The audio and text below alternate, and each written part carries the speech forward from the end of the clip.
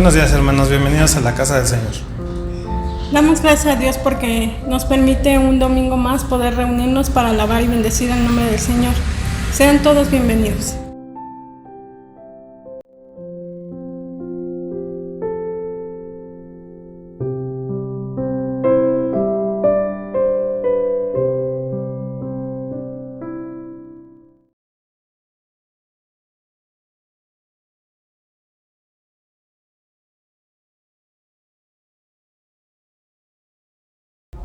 Nuestra lectura devocional del día de hoy se encuentra en el libro de Salmos, capítulo 51, versículos del 10 al 17, y la palabra de Dios dice así: Crea en mí, oh Dios, un corazón limpio y renueva un espíritu recto dentro de mí. No me eches delante de ti y no quites de mí tu Santo Espíritu. Vuélveme al gozo de tu salvación y espíritu noble me sustente. Entonces enseñaré a los transgresores tus caminos y los pecadores se convertirán a ti. Lávame de homicidios, oh Dios, Dios de mi salvación, cantará mi lengua tu justicia. Señor, abre mis labios y publicará mi boca tu alabanza, porque no quieres sacrificio que yo lo daría, no quieres holocausto. Los sacrificios de Dios son el espíritu quebrantado, al corazón contrito y humillado no despreciarás tú, oh Dios. Amén.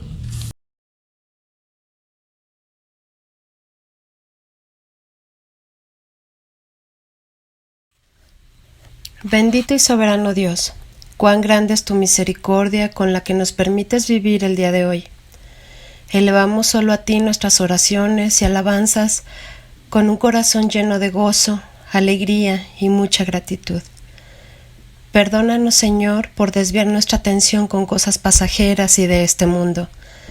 Te pedimos que limpies y renueves nuestro corazón con la esperanza puesta en las cosas eternas.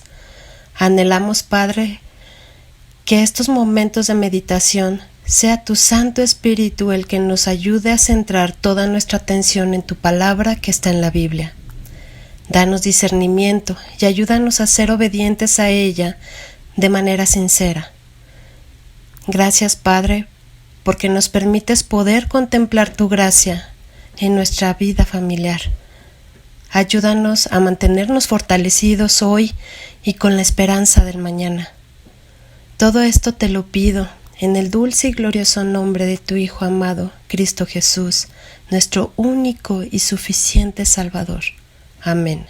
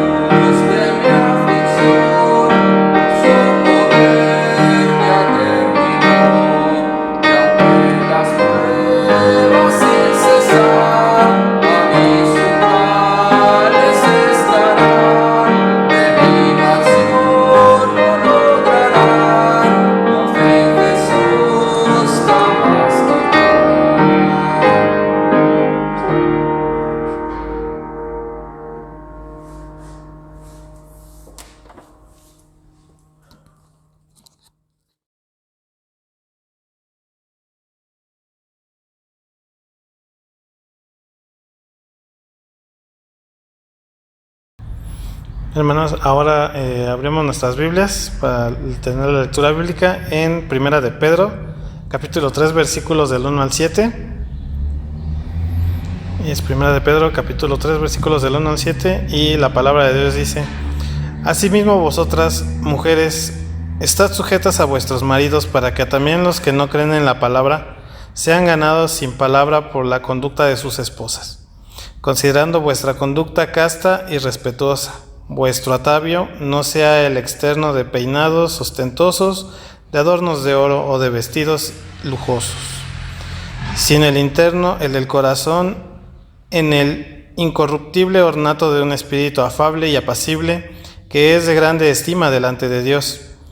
Porque así también se atavía en otro tiempo a aquellas santas mujeres que esperaban en Dios, estando sujetas a sus maridos, como Sara obedecía a Abraham, llamándole Señor, de la cual vosotras habéis tenido a ser hijas si hacíais el bien sin tener ninguna amenaza.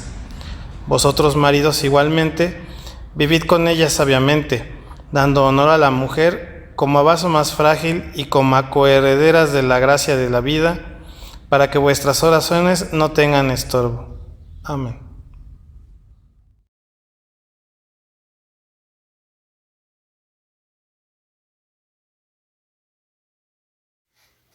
Hermanos, buenos días. En esta mañana vamos a compartir una lectura con respecto a la familia cristiana. El título es Inversión que deriva en dividendos eternos. La familia está en crisis. Los problemas familiares crecen día tras día. Cada vez hay más familias fragmentadas, sufriendo el dolor de la separación. Muchas filosofías modernas intentan llevarnos por diversos caminos opuestos a los caminos del Señor. Por ello, es imprescindible que tengamos los ojos fijos en el Creador del universo para redescubrir los principios fundamentales que Él elaboró para la familia.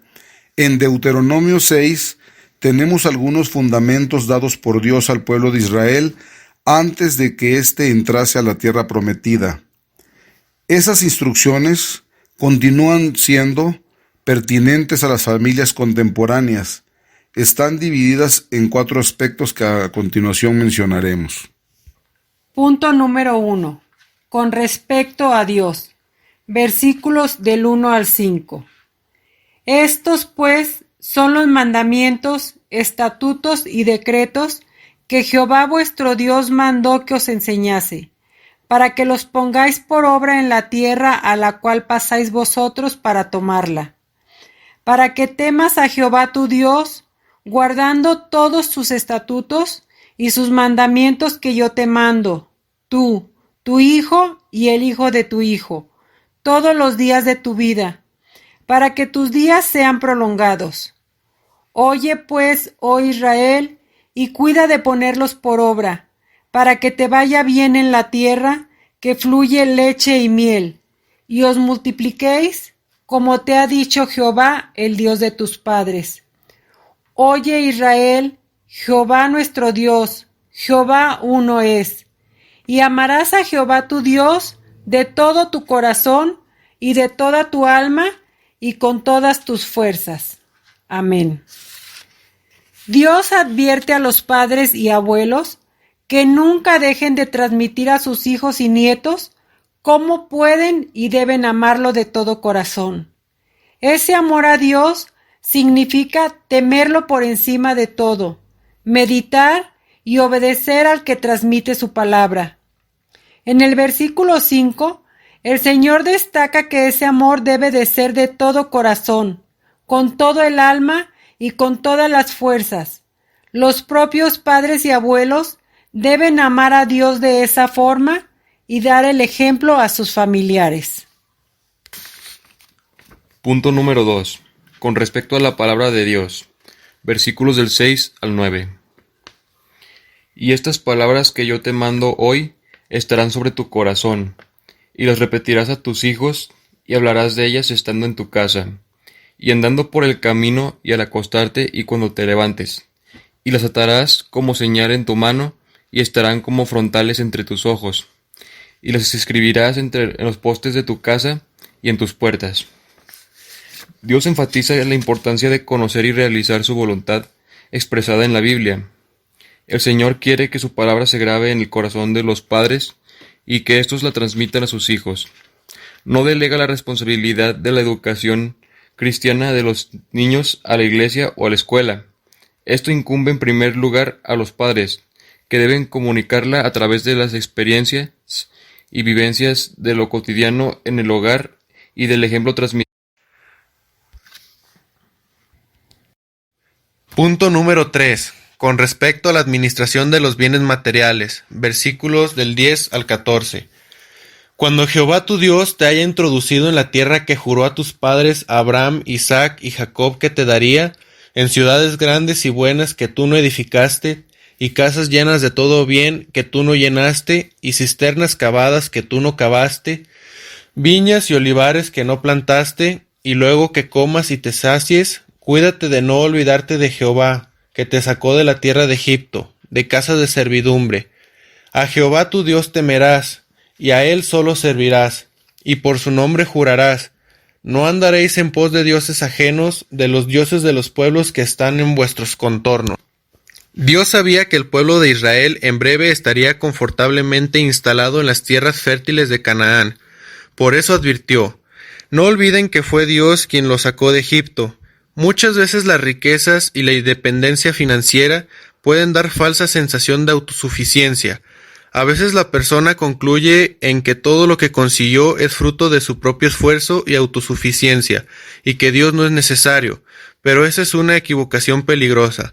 Sin Dios no somos nada, pues si no tuviéramos la paz del Señor bendiciendo nuestra vida, aunque acumulemos bienes materiales, no seríamos felices. Debemos aprender a desarrollar un corazón humilde y agradecido por el cuidado y por las bendiciones que el Padre Celestial nos concede, y también enseñar a nuestros hijos a tener un corazón agradecido. Punto número 4. Con respecto al propósito de Dios, versículos del 20 al 25. Mañana cuando te preguntare tu hijo diciendo, ¿qué significan los testimonios y estatutos y decretos que Jehová nuestro Dios os mandó? Entonces dirás a tu hijo, nosotros éramos siervos de Faraón en Egipto, y Jehová nos sacó de Egipto con mano poderosa. Jehová hizo señales y milagros grandes y terribles en Egipto, sobre Faraón y sobre toda su casa, delante de nuestros ojos, y nos sacó de allá para traernos y darnos la tierra que juró a nuestros padres, y nos mandó Jehová que cumplamos todos estos estatutos y que temamos a Jehová nuestro Dios, para que nos vaya bien todos los días y para que nos conserve la vida como hasta hoy.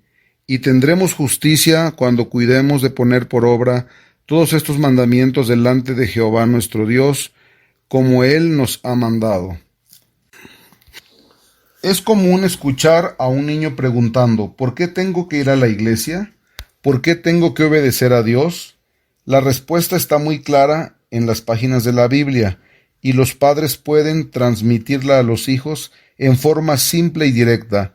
La razón de que busquemos a Dios es que Él nos amó primero, a pesar de ser pecadores, y demostró su amor por nosotros de forma grandiosa y definitiva, como lo dice en Romanos 5:8.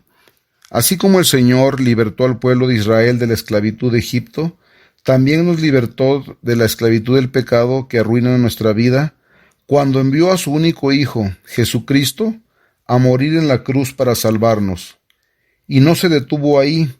Cristo resucitó para garantizarnos la posibilidad de una nueva vida, para que la familia sobreviva rodeada por las tentaciones de la modernidad. Es fundamental que sus miembros recuerden constantemente que Dios es grandioso y su amor por nosotros es imposible de ser medido. Eso debe incentivarnos a vivir una vida que le agrade. Estos son los preceptos transmitidos por Dios a la familia para que permanezca unida, incluso ante los problemas actuales de la sociedad en que vivimos. Padres y abuelos, nunca dejen de instruir a sus hijos y a sus nietos en la palabra de Dios. Su inversión rendirá una vida plena y dividendos eternos para aquellos que tanto aman. Amén.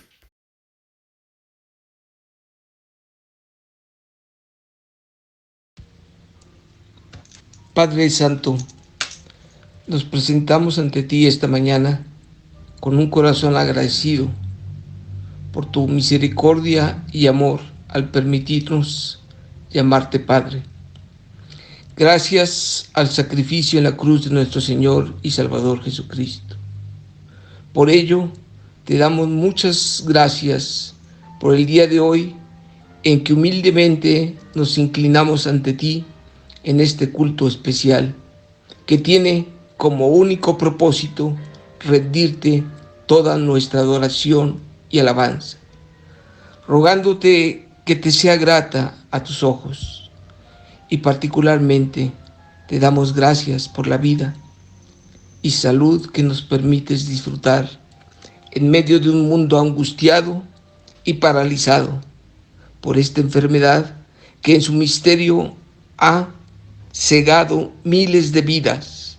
Sin embargo, nosotros depositamos nuestra confianza en ti, Señor, que tienes el dominio pleno de todo lo que sucede en el mundo. Permítenos conocer tu voluntad en cada una de nuestras vidas y que esta experiencia sirva para nuestro crecimiento y fortaleza espiritual, con la convicción de que nada nos podrá separar de tu amor, reconociendo por tanto que tú eres Dios y que Cristo Jesús es nuestro Señor y Salvador, Dios fiel que cumple su pacto de gracia y muestra su fidelidad a los que lo aman y se sujetan a su voluntad. Ahora en forma especial te damos gracias por las hermanas a las que les has permitido ser madres, que es la más noble muestra de las maravillas de tu creación, ya que por medio de ellas perdura generación a generación la vida, y no solo en su manifestación biológica, sino en su vida entregada al cuidado y desarrollo físico y espiritual de los hijos, en la crianza de cada uno de ellos, con la confianza en la dirección y la bendición que tú brindas a la vida de cada familia.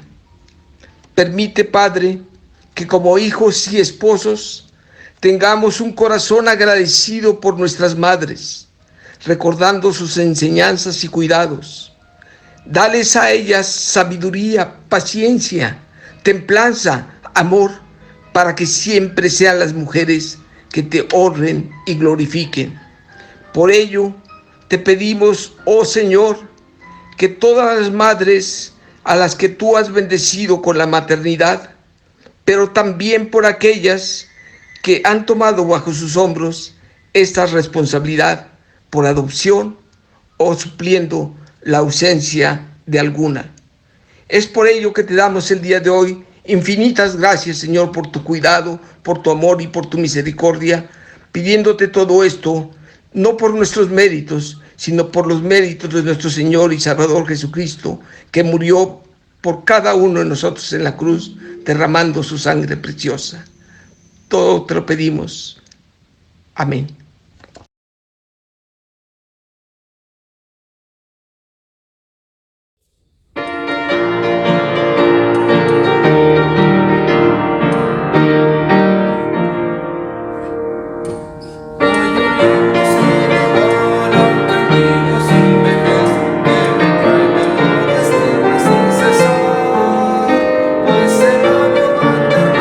Con su vida sencillez, sus mensajes vencedores.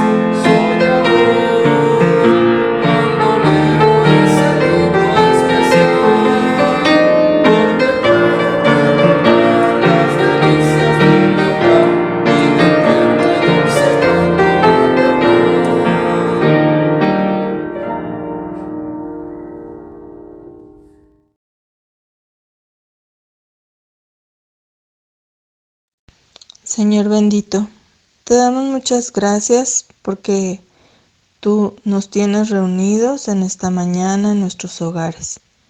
Te damos muchas gracias, oh Dios, porque tú pones en nosotros el querer como el hacer, porque no es por nuestras propias fuerzas, oh Dios.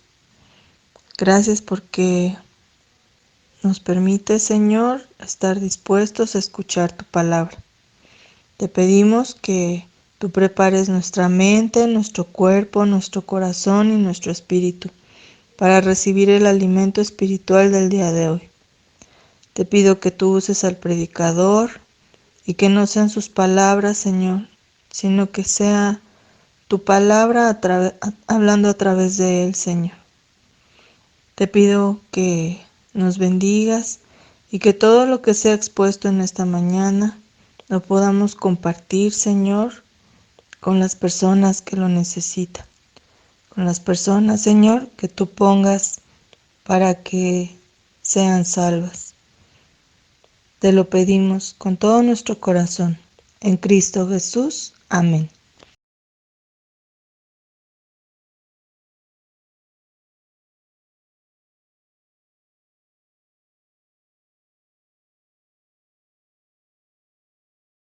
Hace algunos años, Dios me permitió ir a un retiro de varones. En ese retiro tuvimos tiempos muy hermosos de enseñanza bíblica, de reflexión, de intercambiar ideas y también de oración. Pero como en todo retiro, pues también tuvimos la oportunidad de tener tiempos de convivencia. Los organizadores organizaron, vaya la redundancia, varios juegos. Y yo me adherí a uno de los juegos que estaban organizando. Este era el juego de la soga. El clásico juego de la soga, donde se pone una soga muy larga, se pone una pañoleta en medio, se ponen marcas de cada lado. Los que van a concursar del lado derecho y del lado izquierdo, en ese caso éramos como unos 15 varones, 15 varones aproximadamente. Y pues el juez tomó la pañoleta con fuerza, estando exactamente en el centro, y entonces cada uno de nosotros nos preparamos para empezar a jalar hacia nuestro lado, para pretender ganar ese concurso. Y entonces el juez soltó la soga y dio el pitazo. Y cada uno de nosotros empezó a hacer su mejor esfuerzo para tratar de jalar la soga con más fuerza y ganar el concurso. Solo se veía que la soga pues se iba hacia el lado de los contrincantes, luego regresaba hacia nuestro lado y de repente se quedaba como estática porque estábamos haciendo fuerza los dos, cada quien en su extremo, tratando de jalar la soga lo más fuerte posible para intentar ganar. Al final, pues uno se resbaló, al otro se le resbaló la soga, en fin, hubo un equipo que resultó ganador. Los ganadores pues levantaron el puño en señal de victoria. Los perdedores pues simplemente pues se reían y comentaban y se sentían frustrados. Pero los que se divirtieron mucho fueron las personas que estaban viendo lo que estaba sucediendo con ese juego del jalasoga. Estaban carcajeándose, se estaban divirtiendo. Es interesante que esta competencia pues hay dos extremos donde cada uno de los competidores jala por su lado con el propósito de obtener la victoria. Hay uno que obtiene la victoria y hay un equipo derrotado. Y sí, en determinado momento el juego se vuelve muy divertido. Pero déjenme decirles que lo que no es divertido es que comúnmente en el matrimonio sucede lo mismo.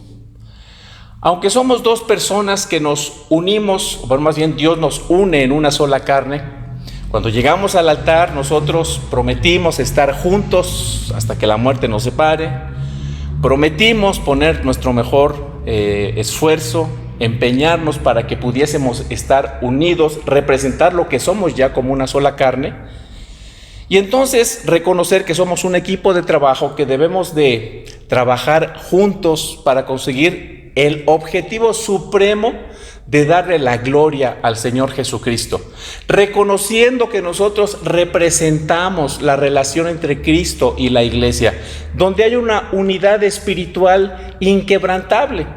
Y así nosotros, cuando nos juntamos, cuando nos casamos, pues fuimos advertidos inclusive por la persona que nos casó ahí en el altar y nos mostró lo que nosotros debíamos hacer, buscar siempre la unidad. Sin embargo, a veces olvidamos que somos un equipo que estamos o que debemos trabajar hacia un mismo lado, con un mismo objetivo, hacia una misma meta, y tal parece que sucede en nuestro matrimonio lo que con el jalasoga. Uno está jalando para un lado, el otro jala para el otro lado. Uno dice otra cosa, el otro le contradice. Uno educa a los hijos de una manera, el otro de otra manera. Uno piensa que las cosas deben de ser de una forma, el otro los hace de otra forma. O sea, no estamos trabajando unidos regularmente, así sucede. No estamos trabajando unidos con el mismo propósito, potencializando la energía y los recursos que nosotros tenemos para obtener los mejores resultados, que son el bienestar de la familia, el fortalecimiento del matrimonio y la gloria de Cristo. Tal parece que estamos como en una competencia donde uno de los dos quiere ganar, uno quiere prevalecer sobre el otro quiere ser más inteligente que el otro, y estamos metidos, enfrascados en una lucha constante como matrimonios. Obviamente, de esa desunión, nosotros somos absolutamente responsables. Pero lo que sí es cierto y debemos tomar en cuenta y no debemos olvidar, y es necesario señalarlo, es que al matrimonio llegamos con ideas preconcebidas. Cada uno de nosotros llega con ideas preconcebidas. Y estas ideas llegan a ser muy diferentes. ¿Por qué? Bueno, por ejemplo, cada uno de nosotros fuimos de alguna forma, digamos, influidos o influenciados por nuestros padres. Nuestros padres tenían una forma de relacionarse. Nuestros padres resolvían los problemas de cierta forma. Nosotros aprendimos lo que significa ser esposo a través del trato que ellos se daban, de la manera en que resolvían los problemas, de la manera en que los enfrentaban, el concepto que el uno tenía del otro, en la manera en que se hablaban el uno del otro y el uno con el otro. Cómo cumplían la responsabilidad respectiva, qué significaba ser esposo y ser esposa, inclusive en la ausencia. A veces hay esposos que llegan a matrimonios donde no estuvo el padre presente, donde no estuvo la madre presente, donde fueron abandonados. En fin, la realidad es que no somos ajenos a esa influencia. Somos influenciados, influidos de alguna manera por nuestros padres. Nuestros padres, de alguna forma, nos enseñaron lo que significaba ser esposos. Y cada uno de nosotros trae ideas de acuerdo a lo que vimos en nuestras casas. Y llegamos a la conclusión que eso significa ser esposo. Puede ser o podría tratarse de una buena influencia, pero también podría tratarse de una no tan buena influencia. Pero no solamente somos influidos por el hecho de que vivimos en nuestra casa y por la influencia que nuestros padres ejercieron en nosotros, sino también somos influenciados por el mundo.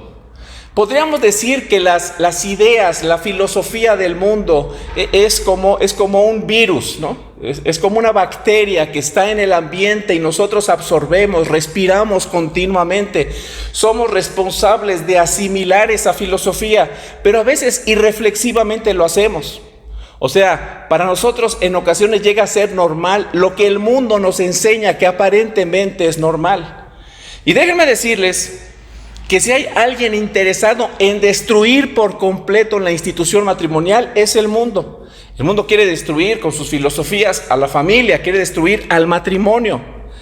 Para el mundo, las personas casadas somos personas de mente cerrada, somos ignorantes, somos personas amargadas, somos tontos.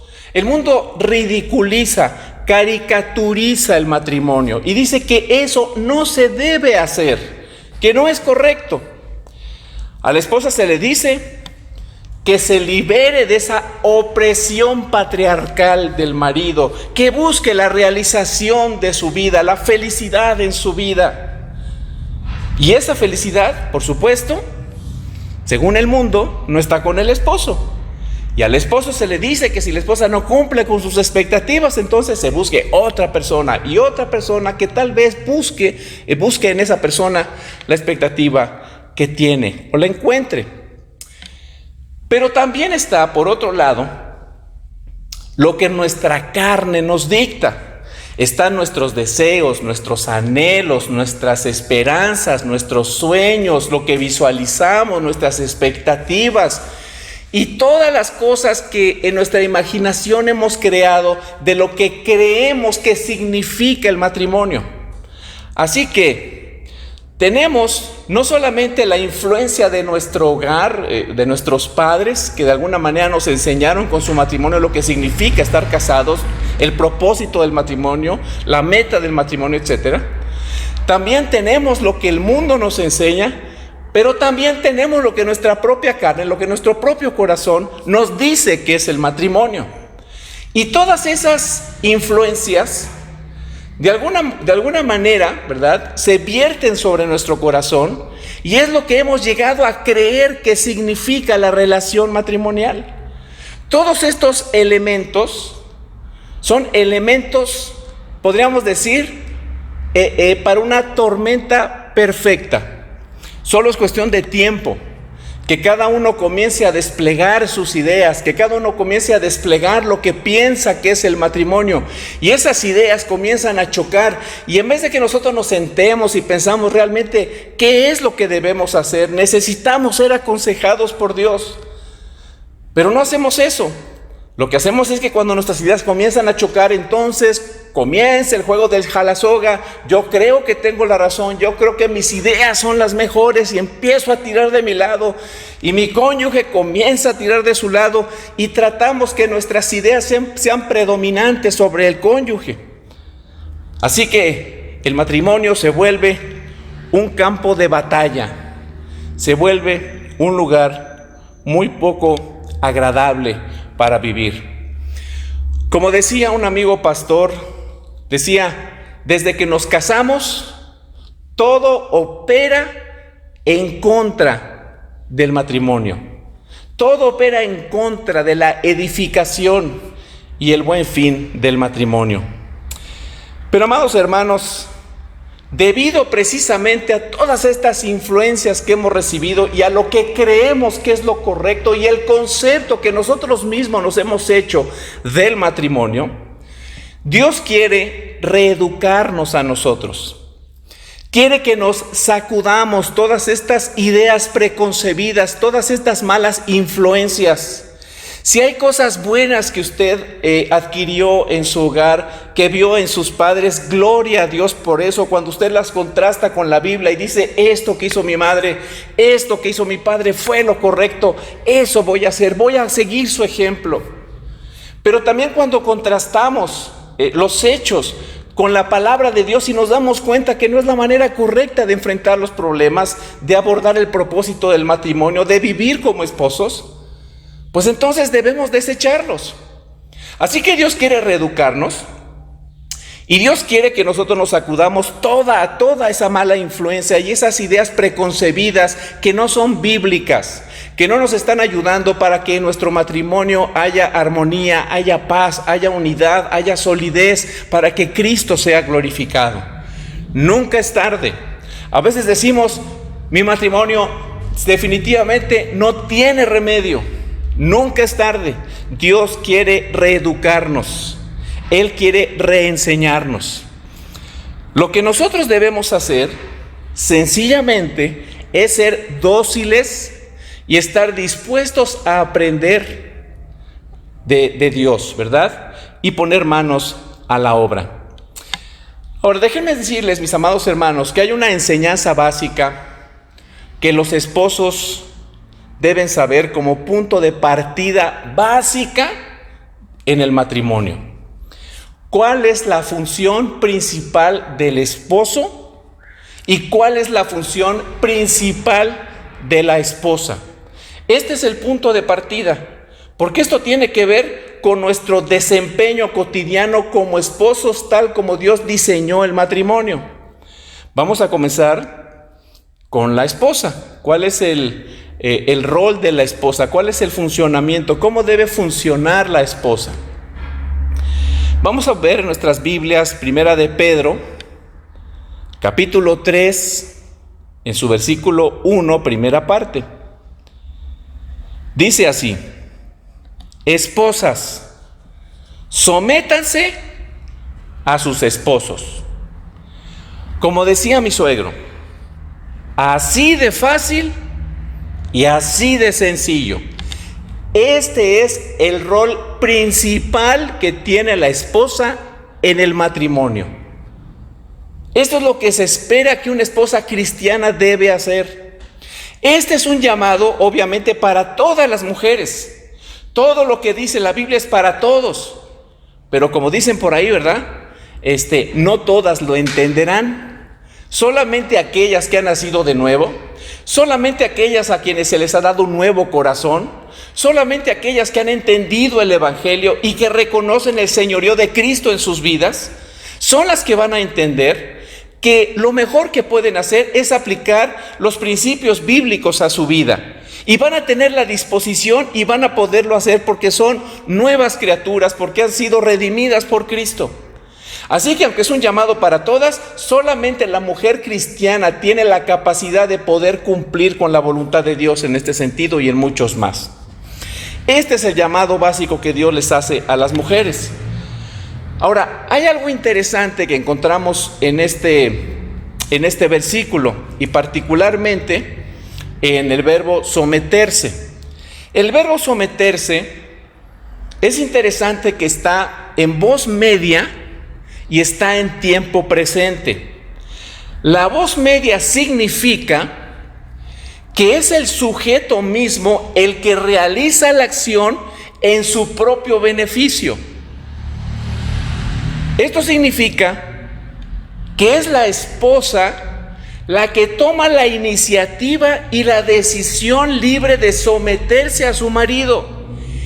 A ella no le tiene que estar diciendo nadie, tienes que hacerlo, tienes que someterte. Ella, por convicción cristiana, reconociendo el señorío de Jesucristo, reconociendo que Jesucristo es su Señor, y que Él le dice, sométete a tu esposo, sujétate al liderazgo de tu esposo. La mujer, por iniciativa propia, toma la disposición, debido a su convicción cristiana, solita, sin que nadie la presione, de ponerse bajo la autoridad de su esposo. Y esto, como lo indica la voz media, va en beneficio de la persona que toma esa decisión. Así que la decisión que toma la mujer de ponerse bajo el liderazgo de su esposo es una buena decisión, porque a la primer persona que beneficia esto es a ella. Pero no solo eso, este verbo está en tiempo presente y es participio. Es una redundancia de continuación, de continuidad. Esto significa que esta debe ser una acción continua, constante.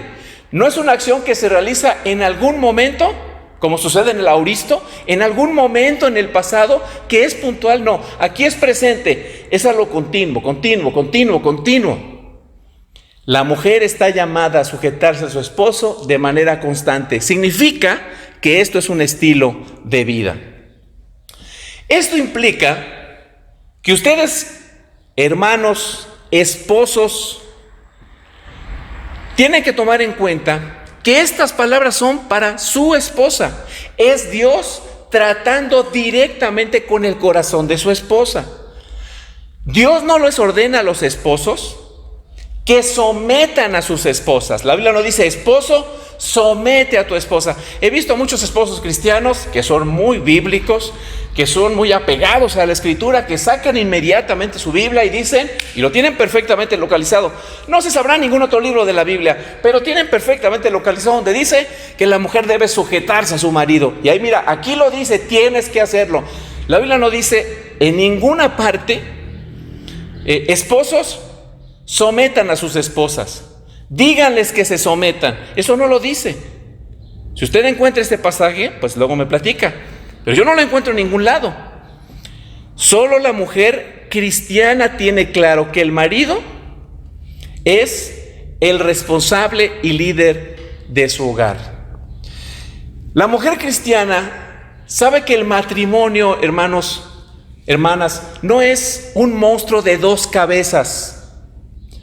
Somos un equipo que estamos trabajando unidos para lograr un mismo objetivo. Y ya dijimos que el objetivo primario que debemos buscar es la gloria de Jesucristo, pero también el bienestar de los esposos y el bienestar de los hijos. Debemos exaltar el diseño inteligente de Dios, funcionando como Dios quiere que lo hagamos. Esto trae gloria a nuestro Dios. Pero en un lugar o en un equipo donde hay dos cabezas que deciden, pues esto se vuelve un auténtico desastre. Es como en un equipo de fútbol. Por ejemplo, en un equipo de fútbol, pues tiene usted 11 jugadores que entran a la cancha. Pero la instrucción de lo que va a hacer cada uno de los jugadores y la responsabilidad por los resultados que dé ese equipo, pues es del entrenador, es del director técnico.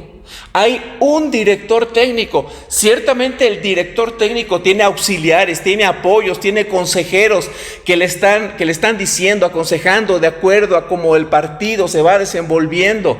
Pero al final, el responsable de los resultados del equipo está en el entrenador. Imagínense que cada uno de los jugadores entre a la cancha y el entrenador, habiéndole dicho, tú como defensa vas a hacer esto, y tú como medio vas a subir y vas a bajar y vas a hacer acá, y el extremo, y tú vas a meter goles, y tú vas a centrarte de esta manera, y vamos a funcionar así, se van a triangular así. De repente imagínense, pues que cada uno hace lo que se le pega la gana. Y dice, no, a mí no va a haber un entrenador que me diga lo que tengo que hacer, yo sé lo que tengo que hacer. Y cada uno empieza a funcionar como quiera. ¿Cuál piensa usted que van a ser los resultados de ese equipo? Pues va a ser un caos absoluto. A los pocos partidos van a correr al entrenador, pero al final los jugadores son los que no le estarán haciendo caso a ese entrenador. Los equipos de fútbol, como todos los equipos y en todo lugar, donde hay un orden, donde hay una organización inteligente, hay una cabeza que es la que toma las decisiones y es la que tiene la responsabilidad de hacer lo mejor para tener los mejores resultados. Así que el papel de la mujer en la sujeción es muy importante en el hogar.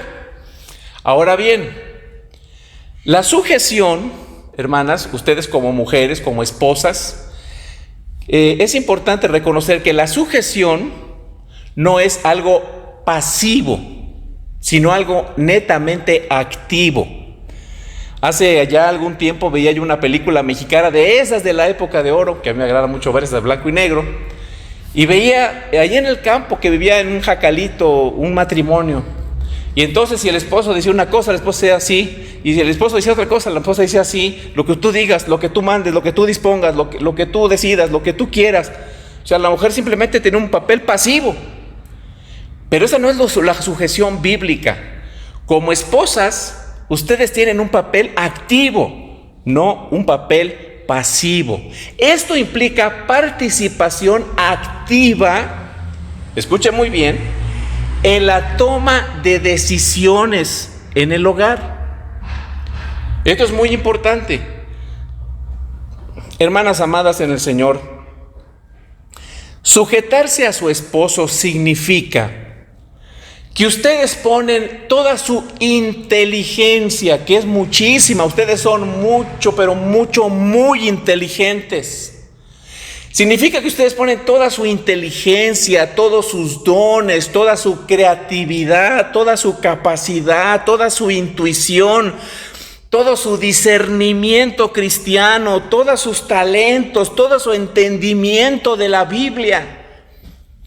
Todo eso lo pone usted al servicio del liderazgo de su esposo para que su esposo tome las mejores decisiones para la gloria de Dios y para el bienestar de la familia, para el bienestar del matrimonio y de los hijos.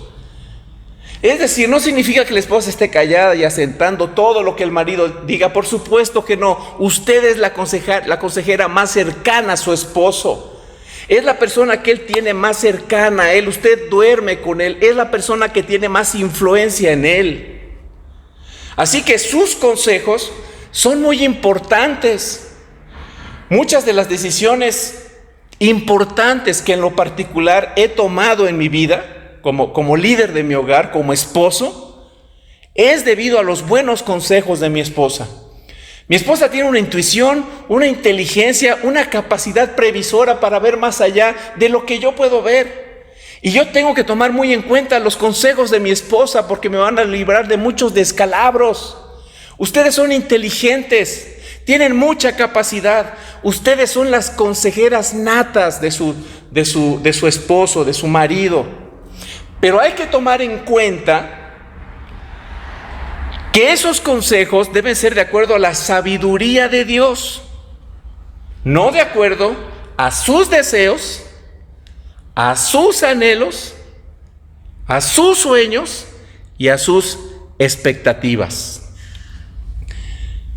Los consejos no se imponen, así como la sujeción tampoco se impone. Así como el esposo no debe decir, mira, la Biblia dice, así que te tienes que sujetar. No es así, o sea, la Biblia no nos dice que así deba ser. Pero la esposa tampoco debe decir, tienes que hacer esto. Lo que vas a hacer es ir con fulano, decirle tal cosa, luego vienes y vas con el otro y le dices tal cosa y así lo vas a hacer. Los consejos no se imponen. Así como la sujeción tampoco se impone. La sujeción tiene que ver con la función. Hay mujeres que están muy reacias a sujetarse a su esposo porque creen que eso las hace semiesclavas. Piensan que ellas pierden dignidad al sujetarse a su esposo. Pero esto no es así, hermanas. Nuestro Señor Jesucristo, por ejemplo, estuvo sujeto a sus padres y sus padres no eran mayor que Él. Él era Dios. Él es Dios. Sus padres eran seres humanos pecadores, pero Jesús en su humanidad estuvo sujeto a sus padres. Nuestro Señor Jesucristo, en su calidad de mediador como siervo, estuvo sujeto a la voluntad de su Padre Celestial. Y esto no significa que Jesús fue inferior al Padre. En cuanto a su divinidad, Él era igual al Padre, la misma gloria, misma honra, mismo honor, mismos atributos, mismas perfecciones. Pero en cuanto a su humanidad, aquí en la tierra Él estuvo completamente sujeto a su Padre Celestial y eso no lo hizo menos, al contrario. Así que muchas mujeres temen sujetarse porque piensan que la sujeción conlleva algo así como esclavitud, pero nada más falso que eso. La sujeción tiene que ver con la función, no con la dignidad. ¿Cómo podemos reconocer a una mujer llena del Espíritu Santo? ¿Cómo podemos reconocer a una mujer temerosa de Dios? Una mujer sujeta al Señor Jesucristo. Miren, hermanos, la madurez espiritual de una mujer, la llenura del Espíritu, no se ve por cuántas veces va a la iglesia. Primariamente no se ve porque hace devocionales con sus hijos. Qué bueno que lo haga, qué bueno que vaya a la iglesia, que haga devocionales con sus hijos, qué bueno. Pero primariamente no se ve por eso. El termómetro para que una mujer pueda verse a sí misma delante de Dios y reconocer si ella está siendo una mujer que está siendo llenada del Espíritu Santo y que está actuando con madurez cristiana, es la sujeción que tenga a su esposo. No hay una más clara evidencia de una mujer humilde, de una mujer valiente, de una mujer con dominio propio, de una mujer llena del Señor, que una mujer que voluntariamente se sujeta a su esposo. Ustedes como mujeres, hermanas, son dignísimas. Estamos hablando que no es cuestión es cuestión de función, no es cuestión de su dignidad como personas. Ustedes como mujeres son mujeres creadas a imagen y semejanza de Dios, son iguales a su esposo, en esencia son iguales, son distintas en diseño, son distintas en otras cosas, pero esencialmente son iguales a su esposo, son creadas a imagen y semejanza de Dios. Y no solo eso, si ustedes creen en Jesucristo como su Señor y Salvador, lo han hecho, ustedes son personas redimidas por Cristo, son personas nacidas de nuevo, que tienen un nuevo corazón, son personas por quienes Cristo intercede delante del trono celestial, son personas que tienen la gracia de Dios en su vida, son personas que el Evangelio está trabajando en sus corazones, son personas dignas, son personas amadas por Dios, son personas por las cuales Cristo vino a morir, son personas en las que el Evangelio está presente, son depositarias de las bendiciones de Dios. De hecho, en 1 de Pedro 3 se dice que ustedes son coherederas de la gracia juntamente con nosotros. Al final, es importante mencionar que todos estamos sujetos siempre a alguien. A usted se le llama estar sujeta a su esposo. Pero, por ejemplo, en mi caso personal, yo estoy sujeto al consistorio. Yo no puedo hacer en la iglesia lo que me venga en gana, lo que quiera, o tomar decisiones unilaterales sin un consejo. Yo necesito ir al consistorio, que haya un consenso en el consistorio, porque yo estoy sujeto al consistorio. Y eso está bien, eso es correcto, eso me protege a mí mismo, de mi propio corazón pecaminoso. Los empleados están sujetos a su jefe. Los muchachos, los niños están sujetos a su maestro, están sujetos a sus padres. O sea, todos de alguna forma estamos sujetos a alguien y tenemos que rendirle cuentas a alguien. Así que la sujeción no se trata de una dignidad menor, sino sencillamente de una función diferente en el matrimonio. Misma dignidad, diferente función.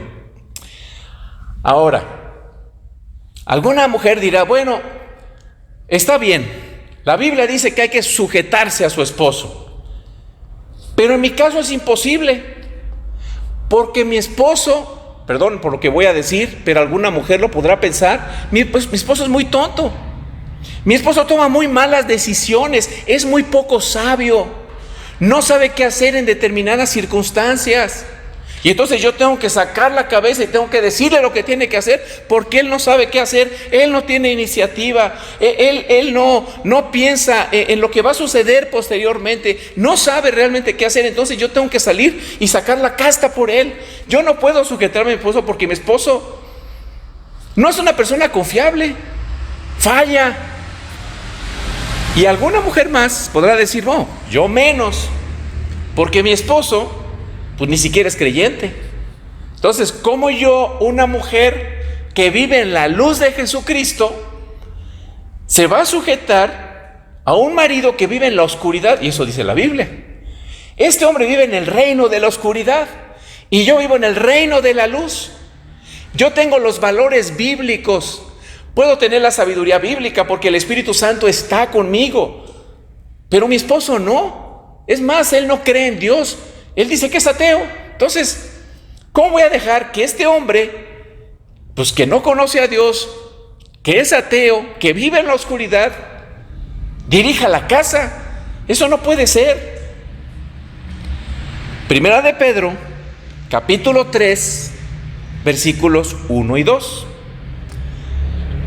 Dice así: asimismo, esposas, sométanse a sus esposos, de modo que si alguno de ellos no creen en la palabra, puedan ser ganados más por el comportamiento de ustedes que por sus palabras, al observar su conducta íntegra y respetuosa.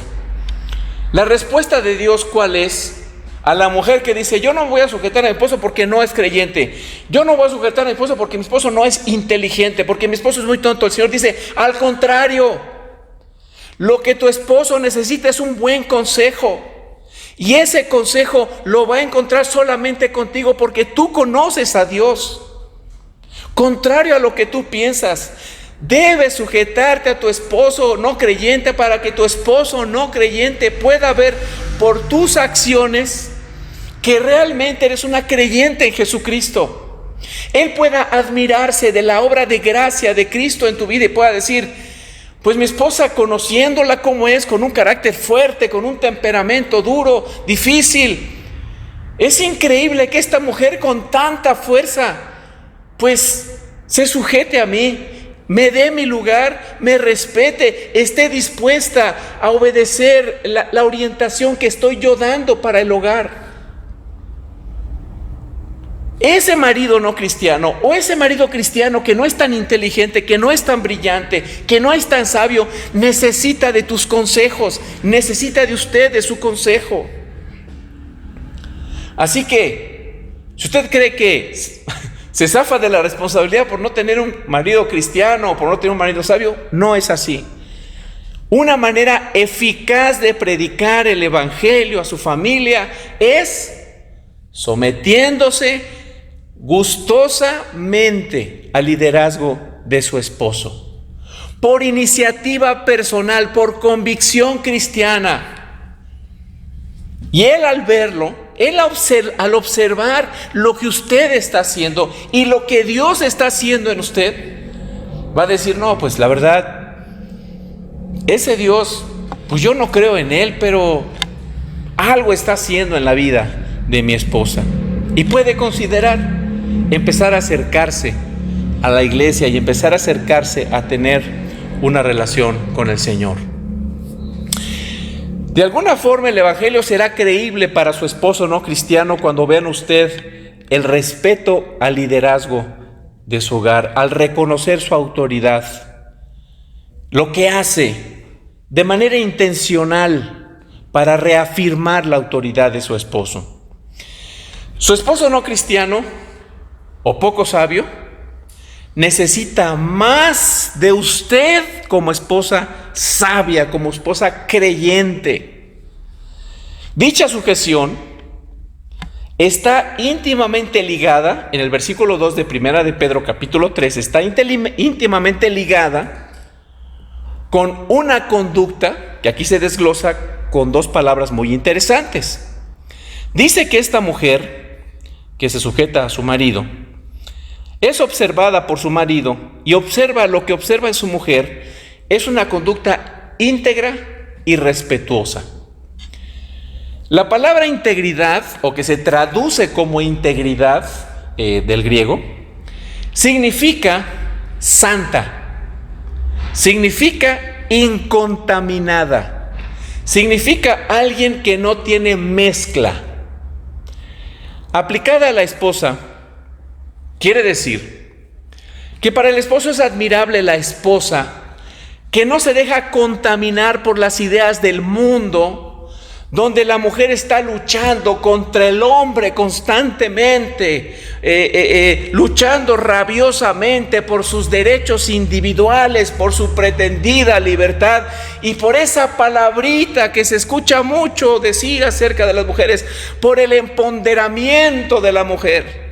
El esposo admira que a pesar de que en el mundo las mujeres están luchando contra el hombre y aborrecen la autoridad del hombre, pueden ver en su hogar una mujer que no está mezclada con esas ideas, con esas filosofías mundanas, sino es una mujer que tiene dominio propio y que se pone bajo la dirección de su esposo. Es una mujer incontaminada, pero también habla de una mujer respetuosa. Yo les puedo decir algo como esposos. Tal vez las mujeres tengan mucho que decir, pero yo como esposo sí les puedo decir que una de las cosas que más admira uno de una esposa es cuando la esposa respeta al marido. El respeto es fundamental.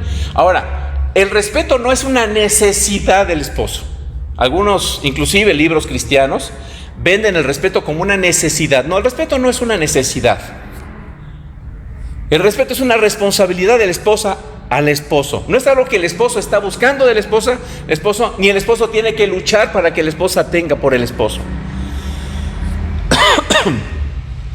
Es la mujer cristiana quien toma la determinación de respetar a su esposo, mostrando ese respeto a través de la sujeción. Y esa mujer respetuosa tiene contentamiento con las decisiones de su esposo, porque su vida no depende de su esposo, porque su vida depende de Dios. Y es por su confianza en Dios que puede tener confianza en las decisiones de su esposo. No es una mujer que está criticando, que está juzgando, que está trayendo a la memoria las malas decisiones del esposo. Por supuesto que no. Es una mujer que confía en Dios y sabe que su esposo no es perfecto, que no va a tomar siempre las mejores decisiones. Los esposos fallamos porque somos pecadores, porque somos limitados. Por eso es importante el consejo. La sabiduría está en el consejo, no solamente en el consejo de Dios directamente a través de la Biblia. A veces ni siquiera lo podemos discernir adecuadamente. Necesitamos el consejo de la esposa, que nos brinde esa sabiduría que Dios le ha dado, esa intuición, que la ponga en marcha, su inteligencia, su sabiduría, su capacidad, sus dones y todo lo que Dios le ha dado. Una persona que declina querer controlar a su esposo, juzgar y criticar cada decisión que toma, es una mujer cristiana admirable, que está exhibiendo la obra del Espíritu Santo en su corazón. Y obviamente la mujer, pues, es algo que debemos tomar en cuenta. Obviamente la mujer no debe sujetarse a su esposo cuando el esposo la quiere llevar a pecar o a hacer algo indebido a ella o a sus hijos. Por supuesto que no, y no lo debe permitir ni lo debe consentir. Cuando el hombre quiere llevar a pecar a la mujer, eso no lo debe consentir la mujer. Pero estamos hablando de la sujeción en las cosas triviales de la vida. Primera de Pedro, capítulo 3, versículo 4, dice lo siguiente, apilando los atributos de una mujer cristiana sujeta a su esposo. Dice, que su belleza sea más bien la incorruptible, la que procede de lo íntimo del corazón y consiste en un espíritu tierno y sereno. Esta sí que tiene mucho valor delante de Dios. No quiere decir que las hermanas no se arreglen. Mi esposa cuando se arregla me encanta. Está bien que se arreglen, es algo agradable, así debe ser. Pero el énfasis no está en el arreglo externo. El énfasis está en el arreglo interno. Dice que la mujer cristiana que se sujeta a su esposo, que es una persona íntegra, también es una persona tierna. La palabra ternura es una traducción del griego, cuya palabra en el mismo griego está relacionada con la palabra mansedumbre, praotes. Tiene la misma connotación. Una persona tierna es una persona mansa. Vamos, es una manera intercambiable de hablar de la misma palabra del griego, ¿no? El griego se puede traducir entonces como tierno, pero también se puede traducir como manso. La persona mansa no es la persona que se pone de tapete y deja que todos la pisoteen, por supuesto que no. La mujer mansa, en este caso aplicado a la mujer mansa puede ser una mujer fuerte, puede ser una mujer valiente, por supuesto, y las mujeres lo son.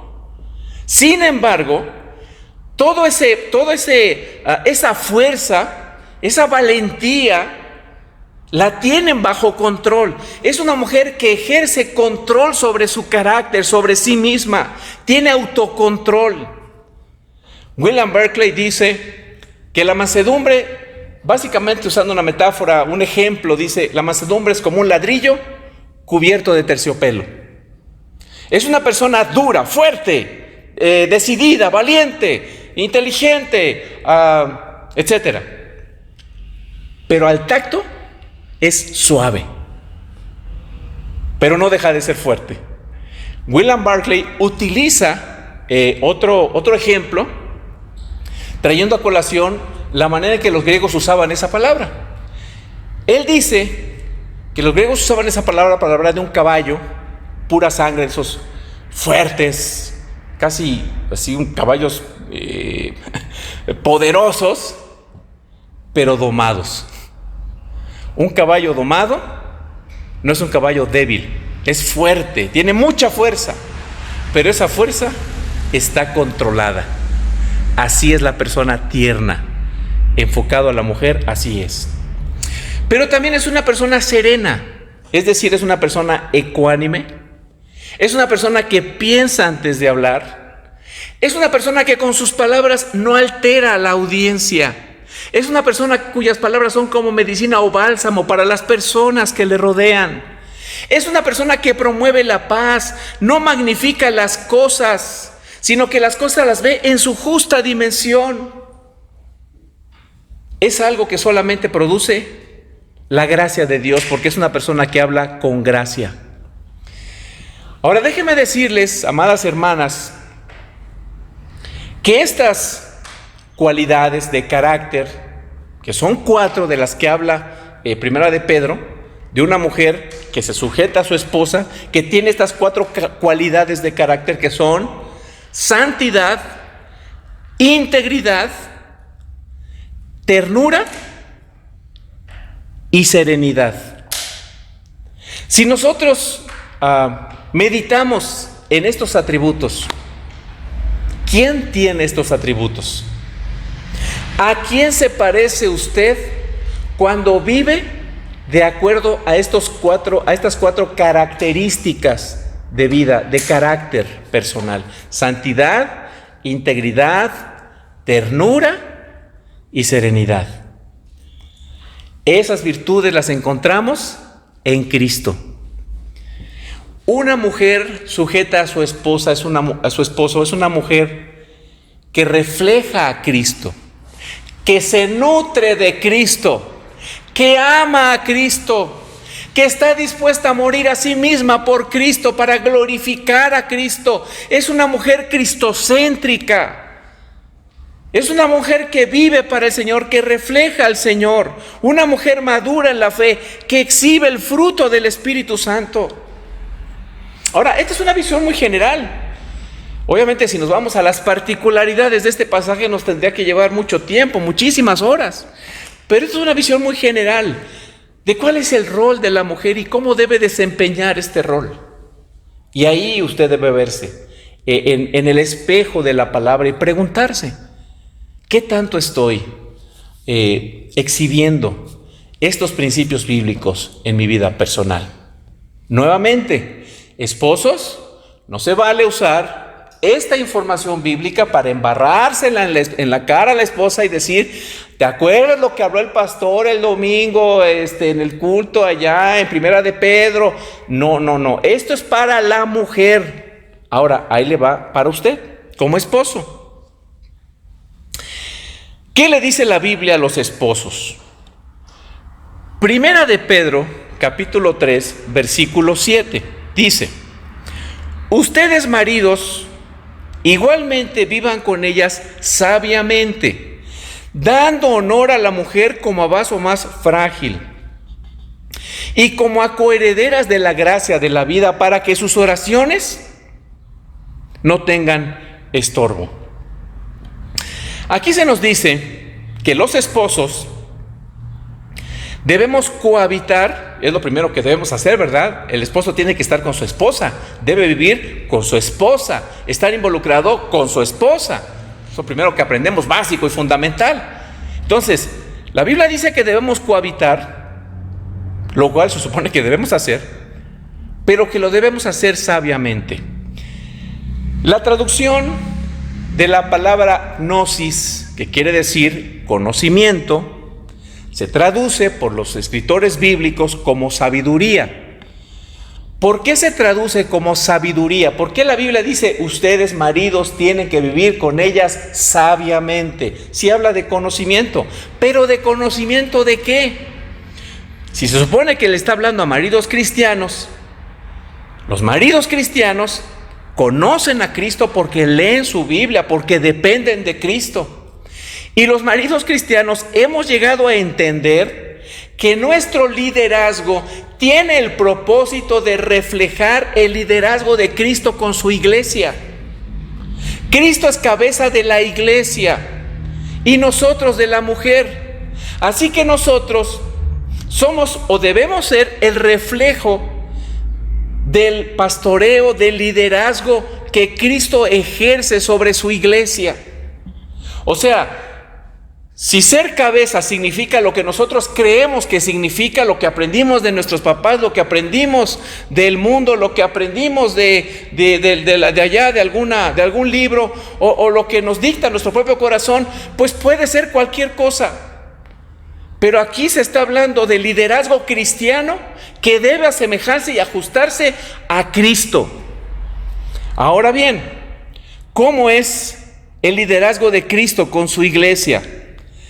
Mis amados hermanos, Cristo siempre está al pendiente de nosotros. Cristo nos alimenta física y espiritualmente. Cuando nosotros nos sentamos a comer, le damos gracias al Señor, porque el Señor es el que provee finalmente los alimentos, porque el Señor nos da la fuerza para que nosotros podamos trabajar y nos da la gracia para que nosotros continuemos teniendo nuestro trabajo.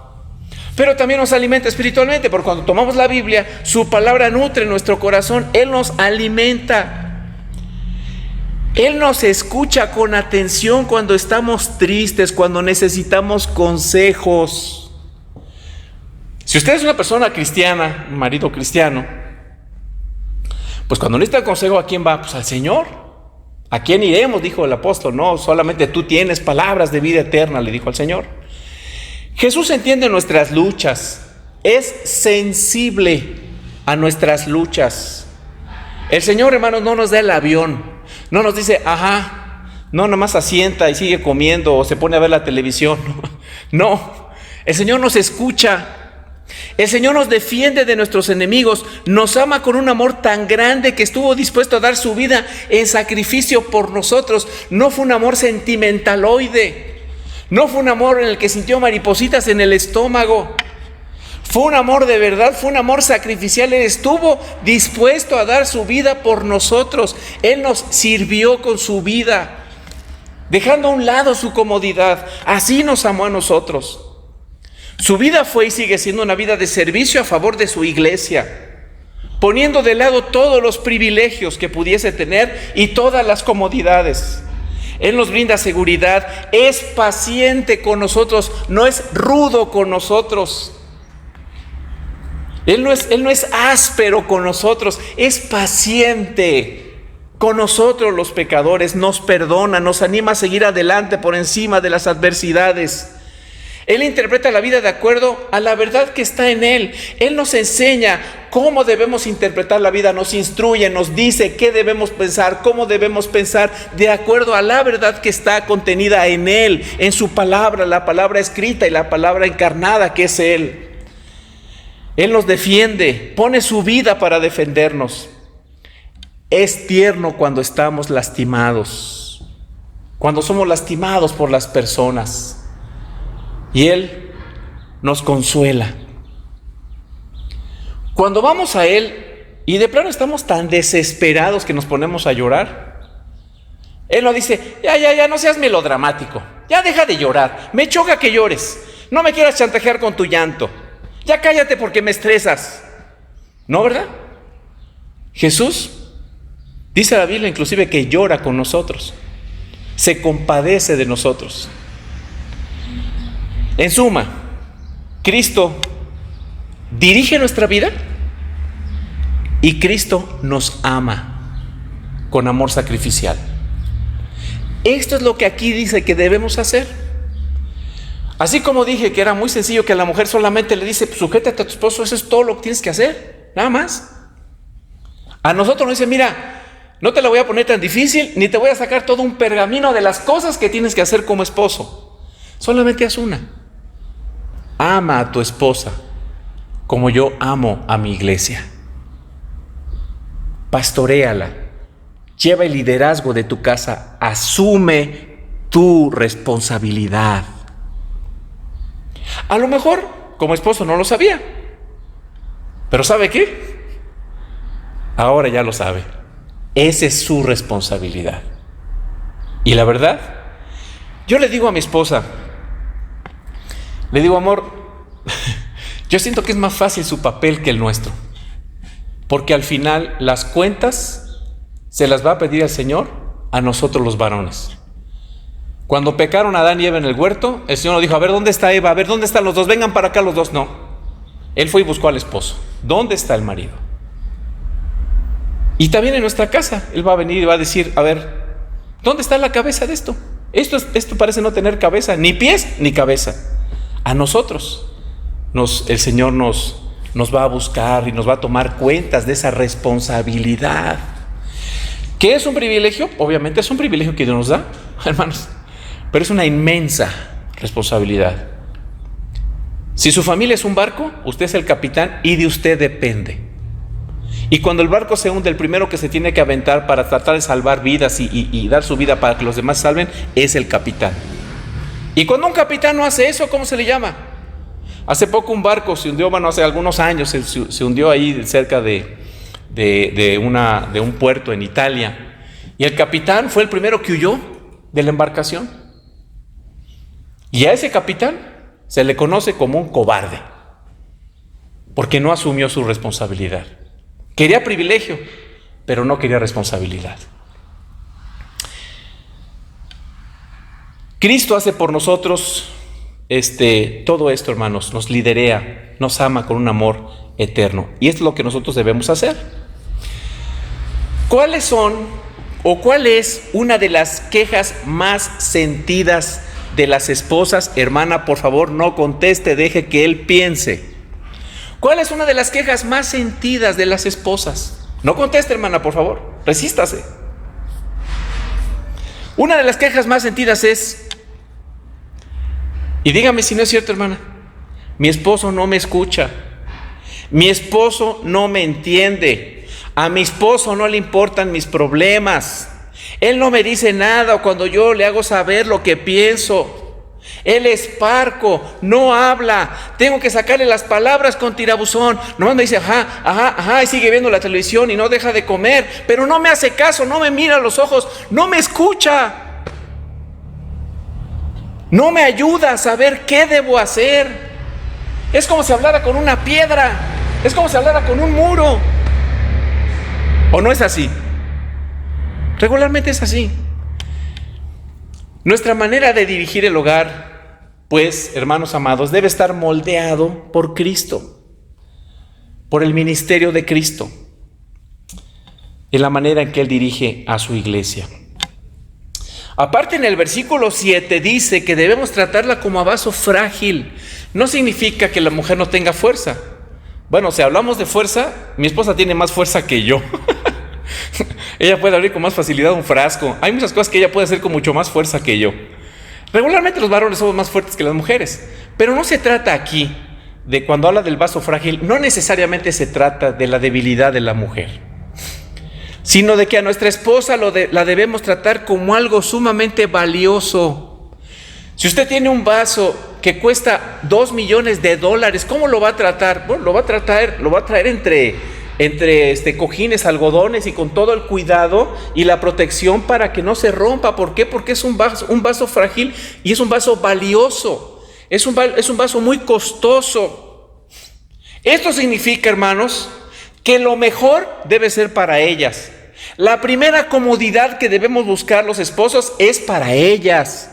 Ellas deben tener un trato preferente en la casa y los hijos lo deben saber. Primero está tu madre que ustedes. Ella es la reina de la casa, así la debemos tratar. Ella lo debe saber y sus hijos lo deben saber, y todas las personas que le conocen deben saber que su esposa es primordial en su hogar. Nuestra atención debe estar con ellas, y es lo que la verdad no hacemos. En suma, la esposa debe sujetarse respetuosamente a su esposo, y el esposo debe amar a su esposa y tratarla como un objeto costoso y delicado. Ahora bien, esto va en contra de todo lo que trajimos al matrimonio, de lo que aprendimos en nuestra casa con nuestros papás, nuestros tíos, nuestros abuelos. Mi abuelo, por ejemplo, era de las personas cuando mi abuela decidía el plato y no le gustaba al plato, vámonos, lo aventaba por allá. O sea, eso no aprendimos cosas tan buenas de nuestro abuelo, de nuestros padres, de nuestros tíos. O sea, esto va en contra de lo que aprendemos en la cultura. No, la sujeción de la mujer es una locura, sobre todo para otras mujeres, para mujeres, obviamente que no son creyentes y que están luchando por su empoderamiento. Y por lo que nuestro propio corazón nos dicta, queremos la comodidad, no queremos sacrificios. Pero hermanos, esto implica un sacrificio para ambos. Y lo que nosotros queremos, honestamente, es más comodidad y menos sacrificio. Pero en el Señor nos llama a que nosotros hagamos más sacrificios en detrimento de nuestra propia comodidad.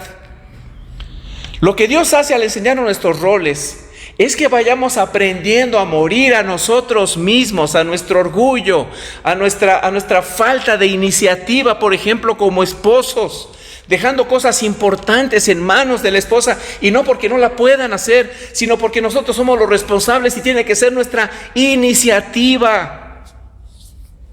Esta enseñanza debe ser un estilo de vida, pero es inusual. ¿De dónde sacamos esto? ¿De dónde sale esto? ¿Por qué Dios nos llama a morir a nosotros mismos? Si ustedes se fijan, y les invito a que lo hagan posterior al mensaje, de Primera de Pedro capítulo 3, váyanse unos 2 versículos antes, y dice esto, Primera de Pedro capítulo 2, versículos 24 y 25. Cristo hizo suyos nuestros pecados y por eso murió en la cruz.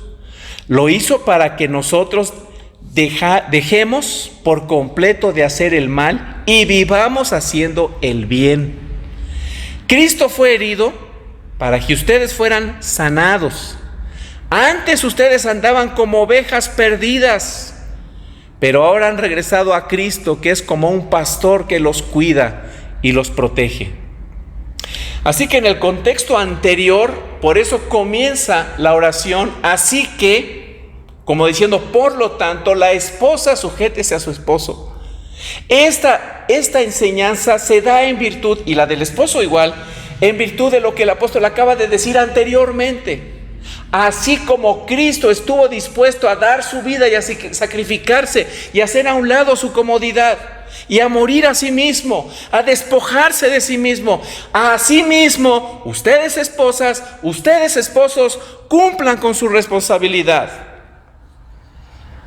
Nosotros como esposos tenemos roles diferentes, somos personas diferentes, con personalidades diferentes, pero ¿cómo vamos a lograr tener esa unidad siendo personas tan diferentes, con educaciones tan distintas, con formas de pensar tan distintas, con trasfondos educativos tan distintos, con diferentes mentiras que se han adherido a nuestro corazón? ¿Cómo vamos a lograr esa unidad para que nosotros funcionemos engranadamente como esposo y esposa, sujetándose y amándose el uno al otro? No hay más, hermanos. Cristo es quien nos sujeta, Cristo es quien nos entrelaza, Cristo es quien nos unifica, es Cristo.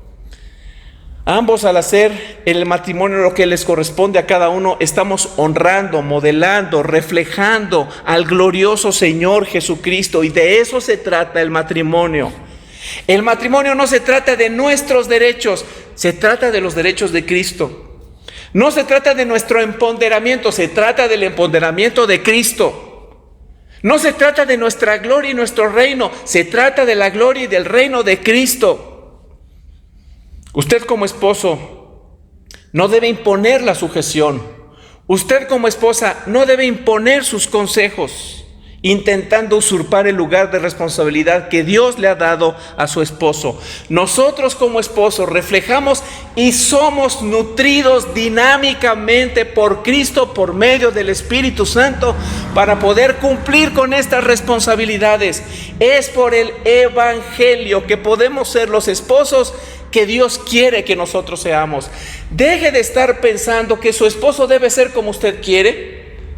Y deje de estar pensando como esposo que su esposa debe ser la mujer que usted quiere.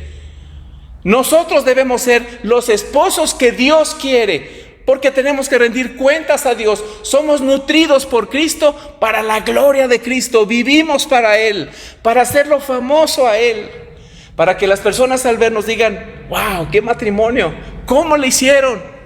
Y es ahí donde podemos dar testimonio.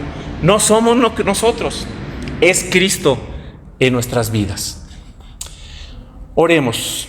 Señor, estamos muy agradecidos contigo, porque ciertamente en nuestras vidas hay mucha falta de sabiduría.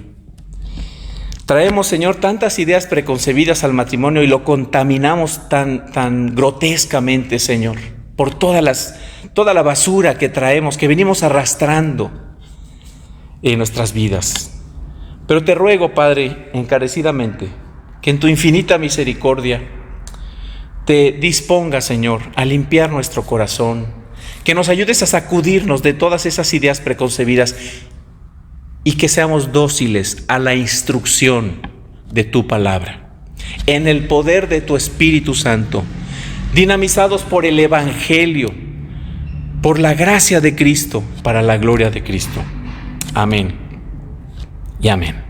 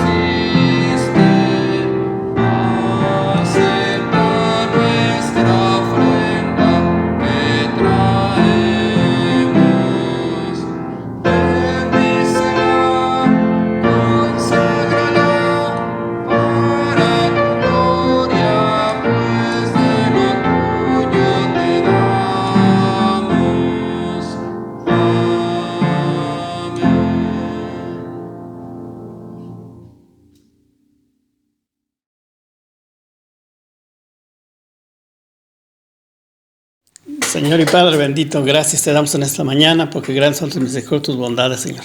Gracias por tu amor y gracias por el mensaje que nos has dado, Señor. Traemos con mucho gozo la ofrenda de lo mucho que tú nos has dado, Señor. Te damos una parte con mucha alegría y mucho gozo en el glorioso nombre de tu Hijo muy amado, nuestro Señor, tu Hijo Cristo Jesús. Amén.